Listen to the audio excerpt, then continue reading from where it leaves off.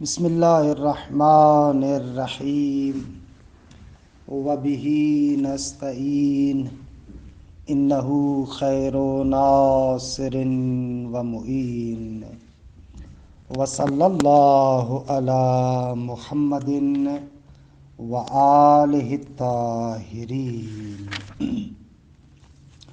الباب الرابع المفاہیم۔ الحمدللہ خداوند منان کے لطف و کرم سے ہماری گفتگو اصول فقہ میں ہے۔ اصول فقہ میں مقصد اول مباحث الفاظ کے بیان میں ہے۔ خداوند منان کے لطف و کرم سے مقصد اول کے 3 ابواب کے بارے میں مباحث آپ کی خدمت میں ذکر ہوئے۔ باب 4 مفاہیم کے بیان میں ہے۔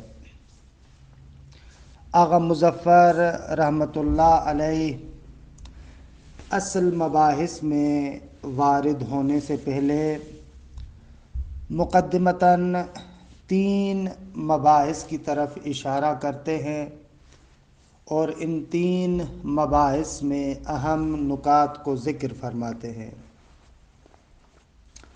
پہلا مطلب خود کلمہ مفہوم کا معنی ہے۔ مفہوم سے کیا مراد ہے؟ خوب فرماتے ہیں کہ مفہوم کے 3 اطلاق ہیں۔ ایک مرتبہ مفہوم کہتے ہیں اور مراد وہ شے ہوتی ہے جو لفظ سے سمجھی جاتی ہے، یعنی ما یعلم و یفہم من اللفظ، کہ جو چیز انسان لفظ سے سمجھتا ہے اسے مفہوم کہتے ہیں۔ معنی بھی کہتے ہیں، مدلول بھی کہتے ہیں، یعنی یہ نام مختلف ہیں، مطلب ایک ہی ہے۔ مفہوم کہتے ہیں اس اعتبار سے کہ یفہم من اللفظ، اس کو لفظ سے سمجھا جاتا ہے، اس اعتبار سے اسے کہتے ہیں مفہوم۔ معنی کہتے ہیں اس لیے کہ یقصد من اللفظ، انا یعنی ای قصد یقصد، کیونکہ لفظ سے اس چیز کا قصد کیا جاتا ہے، لہذا اس کو معنی کہتے ہیں۔ اور اس اعتبار سے کہ لفظ یدل علیہ ہے، مدلول بھی کہتے ہیں۔ پس مفہوم، معنی، مدلول ایک ہی معنی میں ہے۔ اچھا، فرق نہیں پڑتا کہ یہ جو آپ لفظ سے سمجھ رہے ہیں، چاہے وہ لفظ مفرد ہو، جیسے لفظ زید سے اس کے معنی کو سمجھتے ہیں، لفظ انسان سے اس کا معنی سمجھا جاتا ہے، لفظ مفرد ہے۔ اور اسی طریقے سے وہ جو مدلول لفظ ہے، چاہے وہ لفظ مرکب ہو۔ اچھا، لفظ مرکب میں بھی فرق نہیں پڑتا کہ مرکب تام ہو، ناقص ہو، تام میں بھی خبریہ ہو، انشائیہ ہو، کچھ بھی ہو، دیکھیے فرق ہی نمی کو نہیں۔ خوب یہ ہو گیا پہلا معنی کہ پس مفہوم یعنی ما یفہم من اللفظ۔ مفہوم کا دوسرا اطلاق، مفہوم یعنی ما یحصل فی الذہن۔ علم منطق میں ہم وہاں پر مفہوم اور مصداق کے بحث کو بیان کر چکے ہیں۔ یہاں پر مفہوم مصداق کے مقابلے میں، یعنی ہر وہ صورت جو انسان کے ذہن میں حاصل ہوتی ہے اسے مفہوم کہا جاتا ہے مصداق کے مقابلے میں۔ مثلا اس کتاب کی صورت جو میرے ذہن میں ہے مفہوم ہے، اور یہ جو کتاب خارجی ہے جس پر یہ مفہوم منطبق ہو رہا ہے اسے مصداق کہتے ہیں۔ درست آگا؟ اب یہاں پر چاہے وہ جو مفہوم آپ کے ذہن میں آ رہا ہے الفاظ کی وساطت سے ہو یا الفاظ کی وساطت سے نہیں ہے، آپ نے دیکھا اور اس کی صورت آپ کے ذہن میں آ گئے، دیکھیے اسے مفہوم کہتے ہیں۔ دقت کریں، پہلے معنی میں اور دوسرے معنی میں نسبت بھی روشن ہو جاتی ہے، دونوں میں نسبت عام خاص مطلق کی ہے، کیونکہ جو دوسرا معنی ہے وہ اعم ہے پہلے معنی سے۔ دوسرے معنی میں کہتے ہیں ہر وہ چیز جو آپ کے ذہن میں حاصل ہو، چاہے وہ لفظ سے حاصل ہو یا غیر لفظ سے، جبکہ پہلے معنی میں کہہ رہے ہیں کہ وہ صورت جو آپ کے ذہن میں آ رہی ہے لیکن خصوصیت سے جو لفظ کے وساطت سے آئے، ما یفہم من اللفظ، جو لفظ کے وساطت سے مفہوم آپ کے ذہن میں آتا ہے وہ معنی اول ہے، تو معنی اول اخص ہو جائے گا، معنی ثانی اعم ہے، چاہے لفظ سے وہ صورت ذہنیہ حاصل ہو یا غیر لفظ سے۔ غیر لفظ سے آپ نے ایک منظر کو دیکھا، اس کی صورت آپ کے ذہن میں آئی، آپ نے کسی چیز کو چھوا، اس کی صورت آپ کے ذہن میں آ گئی، یہ دوسرا اطلاق۔ پس دوسرا اطلاق مفہوم کا مصداق کے مقابلے میں۔ تیسرا اطلاق جو مفہوم کا ہے، مفہوم یعنی وہ معنی جس پر کلام متکلم مستقیماً اور دلالت مطابقی کے ساتھ دلالت نہ کرے، بلکہ وہ معنی کہ جس پر کلام متکلم دلالت کر رہا ہے لیکن دلالت التزامیہ کے ذریعے سے۔ دیکھیں منطق میں ہم نے دلالت کے اقسام کو بیان کیا ہے کہ دلالت اگر سبب دلالت عقل ہو تو دلالت عقلیہ، اگر سبب دلالت تب ہو تو دلالت طبعیہ، اگر سبب دلالت وضع ہو تو دلالت وضعیہ۔ پھر دلالت وضعیہ کو کہتے ہیں یا لفظیہ ہے یا غیر لفظیہ، کیونکہ دال یا لفظ ہے یا غیر لفظ ہے۔ اگر دال لفظ ہو تو دلالت وضعیہ لفظیہ، اور اگر دال غیر لفظ ہو تو دلالت وضعیہ غیر لفظیہ۔ پھر دلالت وضعیہ لفظیہ کو تین قسموں میں تقسیم کرتے ہیں، یا لفظ تمام معنی پر دلالت کرتا ہے، یا جزء معنی پر دلالت کرتا ہے، یا خارج لازم پر دلالت کرتا ہے۔ اگر تمام معنی موضوع لا پر دلالت کرے مطابقی، اگر ضمناً جو اجزاء پر دلالت کر رہا ہے وہ دلالت تضمنی، خارج لازم معنی موضوع لا پر دلالت کرے دلالت التزامی۔ یہ آپ منطق میں پڑھ چکے ہیں۔ تو تیسرا معنی جو مفہوم کا ہم بیان کر رہے ہیں وہ یہ کہ کلام متکلم، جو متکلم کا کلام ہے، اس معنی پر مستقیماً اور دلالت مطابقی کے ذریعے سے دلالت نہ کرے، بلکہ اس معنی پر غیر مستقیم طریقے سے اور دلالت التزامیہ کے ساتھ دلالت کرے۔ دوسرے لفظوں میں تیسرا معنی مفہوم کا یہ ہے کہ مفہوم یعنی مدلول التزامی کلام کا جو مدلول التزامی ہے اسے مفہوم کہتے ہیں۔ اس کے مقابلے میں منطوق ہے۔ منطوق یعنی جس پر کلام متکلم مستقیماً دلالت کرتا ہے، جس معنی پر دلالت مطابقی کے ذریعے سے دلالت کرتا ہے، اسے ہم کہتے ہیں منطوق۔ مثال دوں ہر ایک کے لیے، مثلا آپ کو کہا جاتا ہے ان جاءک زید فاکرمہ، اب اس کلام کا ایک مدلول مطابقی ہے اور ایک مدلول التزامی ہے۔ مدلول مطابقی یہ ہے کہ اگر زید تمہارے پاس آئے تو تم اس کا اکرام کرو، یہ مدلول مطابقی ہے، مستقیم طریقے سے اس معنی پر دلالت کرتا ہے۔ لیکن اس کلام کا ایک معنی ایسا ہے جس پر یہ دلالت التزامی کے ساتھ دلالت کرتا ہے، کیونکہ عرف کے ہاتھوں میں اگر یہ کلام دیا جائے تو وہ کہیں گے کہ اگر زید تمہارے پاس نہ آئے تو اس کا اکرام واجب نہیں ہے۔ یہ ان جاءک زید فاکرمہ سے سمجھ میں آ رہا ہے، اگر زید آئے تو اکرام کرو، اور اگر زید نہ آئے تو اس کا اکرام ضروری نہیں ہے۔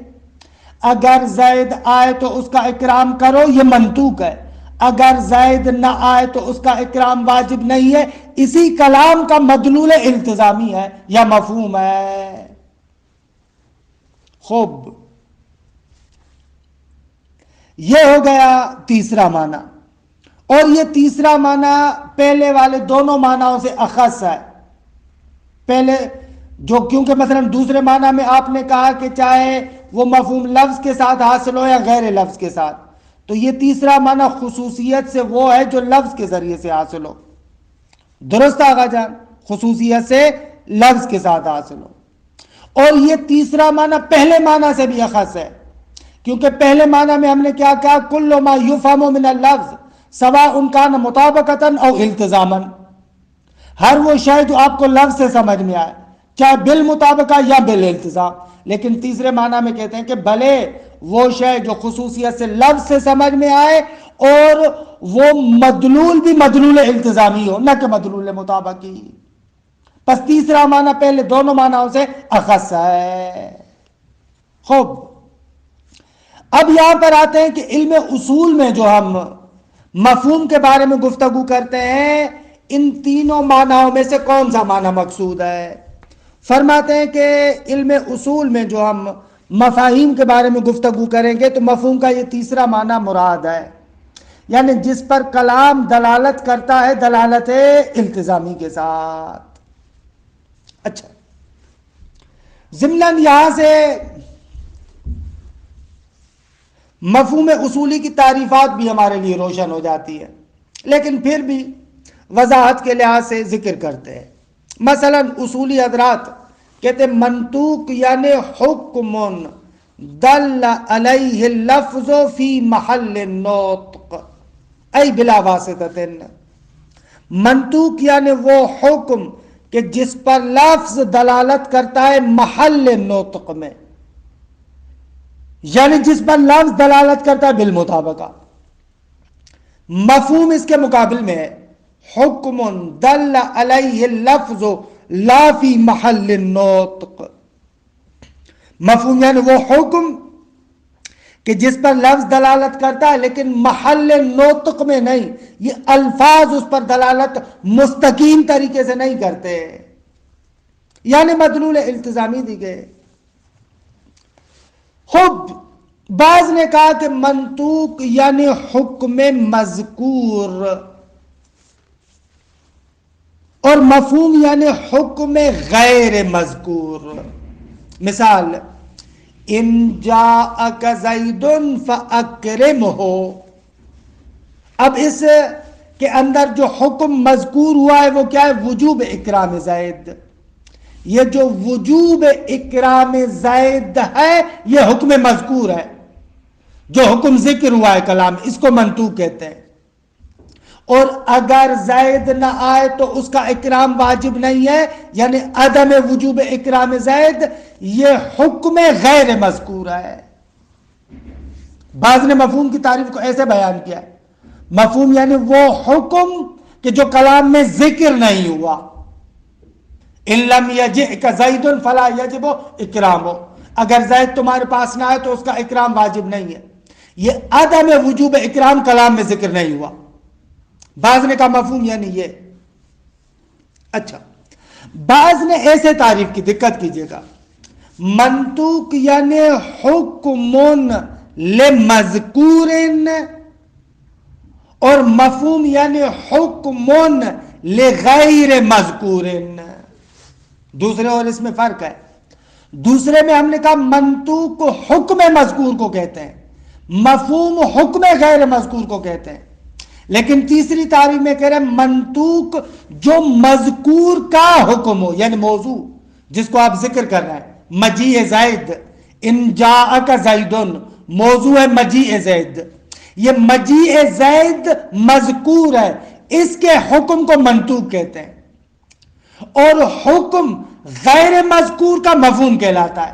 عدم مجیء زید موضوع ہے اور اس کا حکم کیا ہے؟ عدم وجوب۔ علی حال بقول آغا مظفر رحمت اللہ علیہ کے کہ آغا یہ جو علم اصول میں ہم معمولاً تعریفات ذکر کرتے ہیں یہ تعریفات لفظیہ ہوتی ہیں، لہذا اس کے اندر مناقشہ کرنا کہ یہ تعریف درست ہے درست نہیں ہے، کیا ہے کس طریقے سے، دیکھیں اینجا جائش نیست۔ عبارت کو دیکھیں، الباب الرابع المفاہیم تمہید مقدمہ فی معنی کلمۃ المفہوم، کلمہ المفہوم کے معنی کے بیان میں، وفی النزاع فی حجیتہ، کہ یہ دوسرا مسئلہ ہے جس کے بارے میں ابھی تک گفتگو نہیں ہوئی، اس کی حجیت کے بارے میں جو نزاع ہے اور جھگڑا ہے، اسے کیا مراد ہے، وفی اقسام ہی، یعنی مفہوم کے اقسام اولی کے بیان میں کہ یہ تیسرا نقطہ ہوگا. فہذہ ثلاثۃ مباحث، یہ 3 مباحث ہیں. مباحث اول معنی کلمۃ المفہوم، کلمہ مفہوم کا معنی. تطلق کلمۃ المفہوم علی ثلاثۃ معان، فرماتے ہیں کہ کلمہ المفہوم 3 معانی پر اس کا اطلاق ہوتا ہے. پہلا معنی المعنی المدلول لللفظ الذی یفہم منہ، یہ الذی لفظ کی صفت نہیں ہے، معنی مدلول کی صفت ہے. وہ معنی کہ جس پر لفظ دلالت کرتا ہے. الذی یعنی وہ معنی مدلول کہ یفہم منہ یعنی یفہم من اللفظ، جو لفظ سے سمجھا جاتا ہے. الذی صفت معنی مدلول ہے. فیساوی کلمۃ المدلول، اس اعتبار سے مفہوم کلمہ مدلول کے مساوی ہے. سواء کان مدلولا لمفرد، چاہے لفظ مفرد کا مدلول اور معنی ہو، او جملۃ، چاہے جملے کا معنی اور مدلول ہو. سواء کان مدلولا حقیقیا، چاہے وہ مدلول حقیقی ہو جیسے رأیت اسدا، او مجازیا، چاہے مجازی ہو رأیت اسدا فی الحمام. یہ پہلا معنی ہو گیا، یعنی ما یفہم من اللفظ. 2 ما یقابل المصداق، مفہوم یعنی جو مصداق کے مقابلے میں. فیراد منہ کل معنی کہ یفہم. خوب یہاں پر جو مصداق کے مقابل میں ہے اس سے مراد کیا ہے؟ فیراد منہ، منہ کی ضمیر ما کی طرف، ما سے مراد وہی مفہوم ہے. یعنی ہر وہ مفہوم کہ جس سے ارادہ کیا جاتا ہے کیا؟ یراد منہ، یراد منہ، یراد منہ، یعنی اس مفہوم سے ارادہ کیا جائے کیا؟ کل معنی یفہم، ہر وہ معنی کہ جو سمجھا جائے، یعنی وہ صورت ذہنیہ جو آپ کے ذہن میں آتی ہے. وَإِن لَمْ يَكُنْ مَدْلُولًا لِلْلَفْظِ، اگرچہ وہ مدلول لفظ نہ ہی ہو. فَيَأُمُّ الْمَعْنَ الْأَوَّلَ وَغَيْرَهُ، یہاں سے نسبت بیان کر رہے ہیں. بس یہ دوسرا معنی، معنی اول کو بھی شامل ہے اور اس کے علاوہ کو بھی شامل ہے، کیونکہ معنی اول فقط اس مفہوم کو کہہ رہے تھے جو لفظ سے سمجھ میں آئے، لیکن دوسرا کہہ رہا ہے کہ نہ، ہر وہ چیز جو آپ کو سمجھ میں آئے، چاہے لفظ سے سمجھ میں آئے یا غیر لفظ سے سمجھ میں آئے. لہذا معنی دوم اہم ہے. تیسرا معنی ما یقابل المنطوق، جو منطوق کے مقابلے میں ہو. وَهُوَ أَخَصُّ مِنَ الْأَوَّلَيْنِ، پہلے دونوں اطلاقوں سے ہی اخص ہے، خاص تر ہے. وَهَذَا هُوَ الْمَقْصُودُ بِالْبَحْثِ هُنَا، اور یہی تیسرا معنی یہاں پر ہمارا مقصود بھی ہے، یہاں پر جو بحث کرنا چاہ رہے ہیں مقصود ہمارا یہ تیسرا معنی ہی ہے. وَهُوَ اصطلاح اصولی یختص بالمدلولات الالتزامیت للجمل الترکیبیہ. خوب یہ اصطلاح اصولی ہے اور مخصوص ہے مدلولات التزامیہ کے ساتھ. البتہ ہر مدلول التزامی بھی نہیں، یا ہر لفظ کا مدلول التزامی بھی نہیں، بلکہ خصوصیت سے جملات مرکبہ کا جو مدلول التزامی ہے اس کو مفہوم کہتے ہیں اصولی حضرات. تو بہرحال اگر آپ نے ہمارے الموجز کے دروس سنے ہوئے ہیں، اس کو پہلے پڑھا ہوا ہے، تو یہ بالکل روشن باتیں ہیں. سواء کانت انشائیتاً او اخباریہ، خوب اب فرق نہیں پڑتا، وہ جو مدلول التزامی ہے چاہے وہ انشائی ہو کہ جیسے بار بار آپ کے سامنے ہم مثال دے رہے ہیں، ان جاءک زید فاکرم ہو، یعنی اگر زید نہ آئے تو اس کا اکرام نہ کرو. او اخباریتاً اذا طلعت الشمس فالنہار موجود، یہ اخباری ہے، اگر سورج طلوع نہیں کرے گا تو دن موجود نہیں ہوگا. خوب یہ اخباری ہے. فلا یقال لمدلول المفرد مفہوم، علم اصول میں مدلول مفرد کے لیے مفہوم کا لفظ نہیں آتا. وَإِن كَانَ مِنَ الْمَدْلُولَاتِ الْإِلْتِزَامِيَّةِ، اگرچہ وہ مدلول التزامی کیوں نہ ہو، لیکن مفرد کے مورد میں اصولی مفہوم کو استعمال نہیں کرتے. اما المنطوق فمقصودهم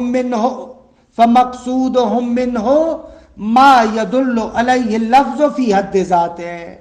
اگر منطوق اصولیوں کا مقصود اس منطوق سے وہ چیز ہے کہ جس پر لفظ دلالت کرتا ہے بذات خود، مستقلاً، ڈائریکٹ، مستقیم طریقے سے، علی وجہ کہ یکون اللفظ المنطوق حاملا لذلک المعنی، اس اعتبار سے کہ جس لفظ کو نطق کیا جاتا ہے، ادا کیا جاتا ہے، وہی ادا شدہ لفظ اس معنی کا حامل ہو۔ جو آپ لفظ ادا کر رہے ہیں نا، انہی کا یہ معنی ہے، اس کو کہتے ہیں منطوق۔ وقالبا لہو، اور یہ لفظ منطوق اس معنی کا قالب ہے، ڈھانچہ ہے۔ فَيُسَمَّ الْمَعْنَى مَنْطُوقًا، اگر منطوق تو لفظ ہے، نطق تو آپ نے لفظ کو کیا ہے، پھر اس معنی کو مدلول کیوں کہہ رہے ہیں؟ فرماتے ہیں تسمیۃً للمدلول باسم الدال، بھلے مجاز ہے، مجاز مرسل ہے، جو دال یعنی وہ منطوق لفظ ہے نا، لفظ دال بھی ہے اور یہی منطوق ہے، اس دال کا نام رکھا گیا ہے کس پر؟ مدلول پر۔ تسمیۃً للمدلول باسم الدال، کہ مجاز مرسل ہے اور علاقہ یہی ہے، دال اور مدلول ہونے کا۔ عبارت سمجھ میں آئی؟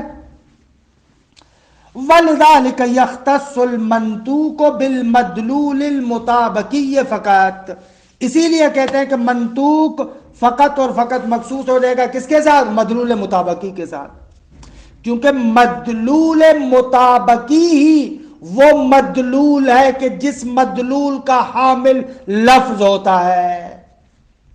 وَإِنْ كَانَ الْمَعْنَى مَجَازِيًّا، اگرچہ معنی مجازی کیوں نہ ہو، جیسے رأیت اسدًا فی الحمام، کہ یہ لفظ بالمطابقہ دلالت کر رہا ہے اس پر۔ وَإِنْ كَانَ الْمَعْنَى مَجَازًا، کہ قَدْ اسْتُعْمِلَ فِيهِ اللَّفْظُ بِقَرِینَہ، کہ جس معنی مجازی میں لفظ قرینے کے ساتھ استعمال ہوا، فی الحمام قرینہ ہے۔ وَعَلَيْهِ فَالْمَفْهُومُ الَّذِي يُقَابِلُهُ، اس بنا پر پس وہ مفہوم جو مقابل منطوق ہے وہ کیا ہے؟ ما لم یکن اللفظ حاملا لہ، ایسا مانا کہ وہ جو لفظ ادا ہو رہا ہے محل نطق میں اس کا حامل نہیں ہے۔ ما لم یکن اللفظ حاملا لہ، البتہ اس کا حامل نہ ہو محل نطق میں، یہ قید لگا ہے، لم یکن اللفظ حاملا لہ فی محل النطق، یہ فی محل النطق نیچے قید لگا دے، یہ ضروری ہے، کیونکہ مدلول التزامی بھی بہرحال لفظ حامل ہوتا ہے لیکن محل النطق میں حامل نہیں ہوتا۔ دالا علیہ بالمطابقہ، یعنی ما لم یکن اللفظ دالا علیہ بالمطابقہ، کہ جس پر لفظ بالمطابقہ دلالت نہیں کرتا۔ درست ہے آپ؟ ولیکن یدل علیہ باعتبارہ کہ لازما لمفاد الجملہ، لیکن لفظ اس معنی پر دلالت کرتا ہے باعتبار ہی لازمن، اس اعتبار سے کہ وہ معنی لازمہ ہے لمفاد الجملہ، جملے کے مفاد کا، جو جملے کا مضمون ہے اس کا لازمہ یہ مفہوم ہے، البتہ بنحو اللزوم البین بالمعنی الاخص، کہ دیکھئے وہاں پر ذکر کیا ہے بین بالمعنی الاخص، کہتے ہیں کہ لازم و ملزوم کا تصور کافی ہو کہ انسان ملازمے کی تصدیق کرے، المنطق میں پڑھ چکے ہیں، دیکھئے اس کا تکرار نہیں کرتا۔ وَلِأَجْلِ هَذَا يَخْتَصُّ الْمَفْهُومُ بِالْمَدْلُولِ الْالْتِزَامِ، کیونکہ یہ مضمون جملہ کا لازمہ ہوتا ہے لہذا کہا جاتا ہے کہ مفہوم فقط مدلول التزامی کے ساتھ اختصاص رکھتا ہے۔ مثالہ قولہم، یہ کہ اذا بلغ الماء قرًا لا ينجسہ شیء، اگر پانی قر کے مقدار میں ہو تو اس کو کوئی نجاست نجس نہیں کرے گی۔ فالمنطوق فیہ ہوا مضمون الجملہ، ہو باغا اس قول کے اندر منطوق اس کا جو مضمون ہے کیا ہے وہ؟ وَهُوَ عَدَمُ تَنَجُّسِ الْمَاءِ الْبَالِغِ قُرًّا بِشَيْءٍ مِّنَ النَّجَاسَاتِ، وہ یہ ہے کہ وہ پانی کے جو کر کی مقدار میں ہو، نجاسات میں سے کوئی بھی چیز اس کو نجس نہیں کرے گی. خوب یہ منطوق ہے. والمفہوم علی تقدیر ان یکون لمثل هذه الجملۃ مفہوم، اس کا مفہوم کیا بنے گا؟ حالا بریکٹ میں کہتے ہیں اگر ہم مان لیں کہ اس قسم کے جملات کا مفہوم ہوتا ہے، کہ بحث کریں گے کہ آیا مفہوم شرط ہے یا نہیں ہے، حالا یہ بحث آئے گی. والمفہوم کیا ہوگا؟ انہو اذا لم یبلغ قرن یتنجس، اگر قر کے مقدار تک نہ پہنچے تو نجس ہو جائے گا. وعلی ھذا، ہماری ان توضیحات کے مطابق، یمکن تعریفہما بما یلی، خوب ممکن ہے کہ دونوں کی تعریف کریں بما یلی، یعنی جو نیچے آ رہا ہے.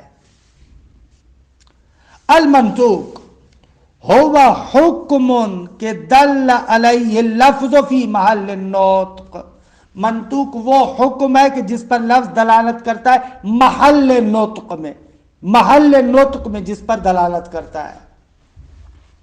والمفہوم ہوا حکم دل علیہ اللفظ لیکن لا فی محل النطق، محل نطق میں اس حکم پر دلالت نہیں کرتا، جیسے میں نے بارہا مثال دیا.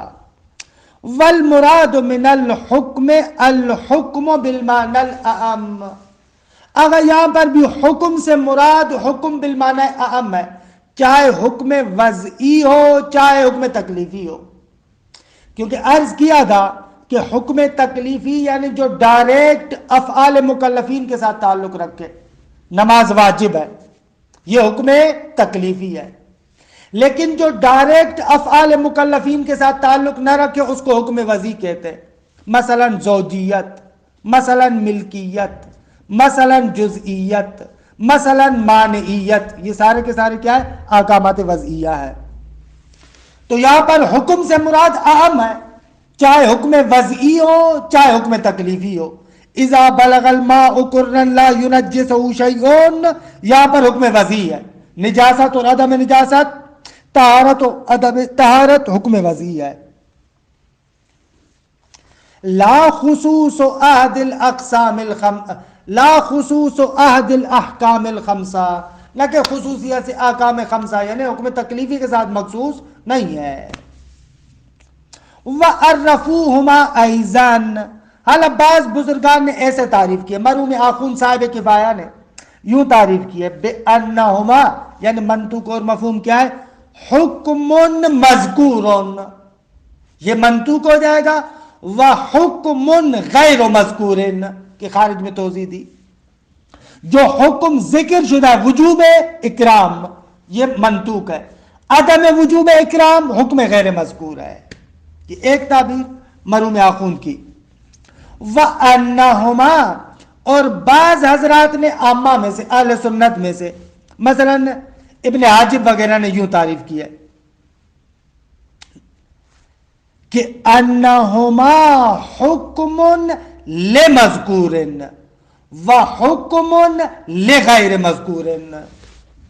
وہ کہتے ہیں کہ منطوق اور مفہوم یعنی منطوق یعنی حکم لمذکور، جو موضوع کلام میں ذکر ہوا ہے اس کے حکم کو منطوق کہتے ہیں، اور وہ حکم جو غیر مذکور کا ہے یعنی ایسا موضوع جو کلام میں ذکر نہیں ہوا، مجیء زید کا حکم منطوق ہے، عدم مجیء زید کا حکم مفہوم ہے.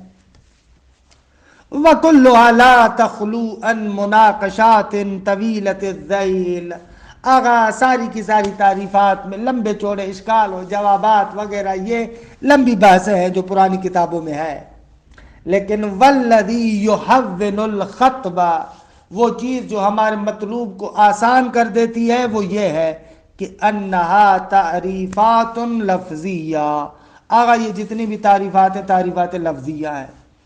لا یقصد منہا الدقت فی التعریف، وہ جو جنس و فصل کے عنوان سے تعریف حقیقی ہوتی ہے وہ مقصود نہیں ہے. والمقصود منہا واضح کما شرحناہ، اور جو ہم بات کرنا چاہ رہے ہیں مطلوب اس کا بالکل روشن ہے جیسا کہ ہم نے اوپر وضاحت بھی کی. وصلی اللہ علی محمد وآلہ الطاہرین.